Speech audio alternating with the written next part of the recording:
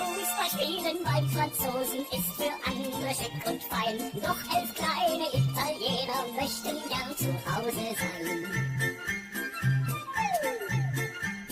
11 kleine Italiener, albträumen von Mario, dem Schweini und dem Kimmich und Neuer, ja sowieso. 11 kleine Italiener, die fahren bald heim, denn mit durchschnittlich 1,50 sind sie leider viel zu klein. Und die kleinen Italiener möchten gern bei Mama sein.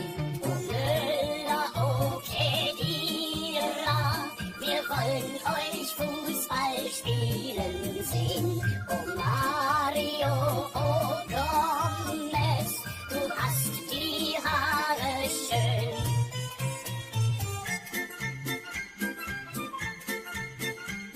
Elf kleine Italiener im Viertel wie Napoli, die essen ganz viel Pizza und treffen das Tor doch nie. 11 kleine Italiener, die sehen es